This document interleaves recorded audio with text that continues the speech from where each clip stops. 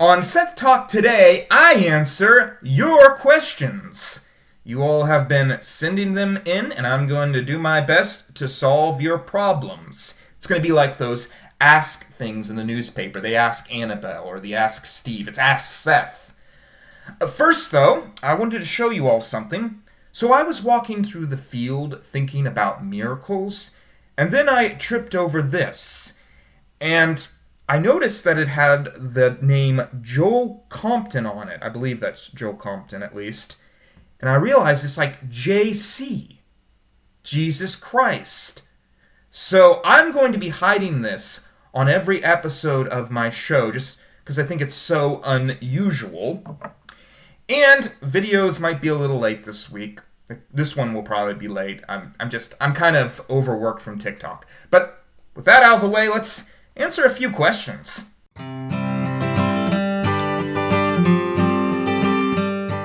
First question sent in by Jerry Lewis. What is your favorite show and why? So I've mentioned this on my channel before. My favorite show is Phineas and Ferb. I know that's a kid's cartoon, but I think it passes the boundary of being only for kids. It's like, it's for kids, it's for adults. I don't care. I don't care if you all make fun of me for liking Phineas and Ferb. It's a great show made for anyone. But I really identify with the life they live. You know, I feel like my life can be a lot like Phineas and Ferb. I'm kind of like Phineas. I'm making like giant snowmen and towers of cards. And Gorman's a lot like Ferb. He's got the British accent. Well, Gorman doesn't really have a British accent, but people think that he does. And when Gorman was that age, he had green hair, actually. He dyed his hair green. Dad did not like that. And Corey is a lot like Candace. I'm not going to go too much into that. But, yeah, the only thing that's really different between our lives is that I don't have a secret agent pet. But, you know, you never know. Maybe... Nah, he's a raccoon. He doesn't do anything. This second question was sent in by Elizabeth Ann, who asks, how do you cook the perfect steak? So I'm going to be honest here. I love steak. I don't want you all to get the wrong idea. But I don't consider it in the same way other people do. Some people think it's so fancy. They serve it at like these 4-star restaurants. But to me, a steak is a solid B. I'd never order it, you know. But if you want to make the perfect steak, what you're going to need is a charcoal grill, a little bit of salt. I don't think it matters whether it's well done, medium, or rare. They all taste the same to me. I guess well done's probably the best. The most important thing, though, is the toppings. You want to get some mushroom and onions, some shrimp, some lobsters. Make it more interesting.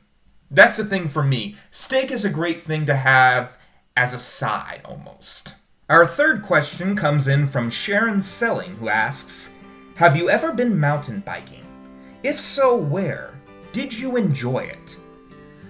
So, I've never technically been mountain biking, but I've done something close to it. For my Olympic episode, I went up and down a hill at Broadford on my bike, and I guess that is technically mountain biking if you look at the definition, although I'm really pushing it. But official mountain biking, no. I'm thinking of doing it, actually. I've been practicing on those bridges and ramps at Broadford, but I feel like the only way I'm going to ever be able to do those is if I'm doing something completely ridiculous, like I have to be like balancing books on my head or like balancing plates, and I feel like if I did that, I might just be able to go across because the universe would be like, you know what, this is too funny, we gotta let him cross.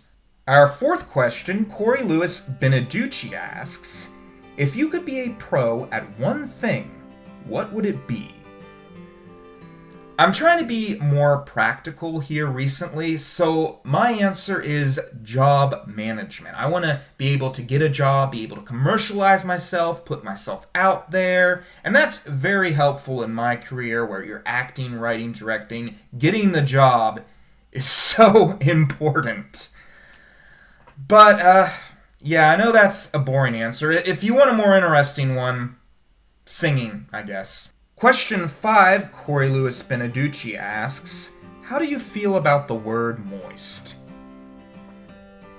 Yeah, I hate it. So, it's a hard word, isn't it? The O and the I sound. It has sexual connotations. I remember reading this book by Vladimir Nabokov, and in his defense, he is a good writer. I do like Lolita. I say that reluctantly, but it's one of my top 10 favorite books. But this short story collection of his was terrible. There wasn't even a single good short story in it. And one of the things he would do is he'd use the word moist in every paragraph. And any writer with any sense knows, this is Writer 101, you don't use words over and over again. It doesn't matter what they are. Even a great word like zestful, you keep it to yourself. If you're going to have a favorite word, it's got to be like the or and. Something invisible that people don't notice. The is my favorite word.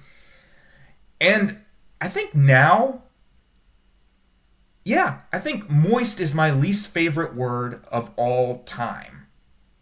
I didn't even have to make a top 5 list. There you go. That is my least favorite word. So for our final question, Robin Story asks, what is your favorite Beatles song and why? So I've actually been thinking about this. I've been dreading this question. And the Beatles are my favorite band. It is so hard to pick the best of their songs. I mean, it could be Blackbird, Day in the Life. They're all so good. It's just hard to pick one.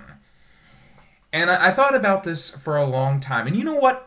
I don't want to pussyfoot around. Sometimes in life, you just gotta make a decision. And you might be wrong, but you gotta brave it. You know, if you ask me what my favorite film is, I'm gonna say Modern Times. Or my favorite book, Don Quixote. I'm gonna brave it. So, my favorite Beatles song of all time is Obla Di Obla Da. And it's probably not their greatest song. I just like what it's about. I like the message. Life goes on, you know? I feel like in my life that's what I need right now. Just whatever. Life goes on. And I also like the sound a lot. It's just so catchy. I've sang that to myself so many times. I love to listen to that song in my car before I go to work, because it feels like such a great song to start a day with when you're driving down the road. But I'll probably have a different opinion tomorrow, but that's my thoughts today. And those are my humble answers. I hope that they were helpful. And hey, maybe we'll do this again sometime. Probably not. I doubt it's going to get many views, but maybe I'll be surprised. And my question of the day is, what should I do with this thing? I'm thinking I'm going to kill a few vampires. Leave your answers in the comments.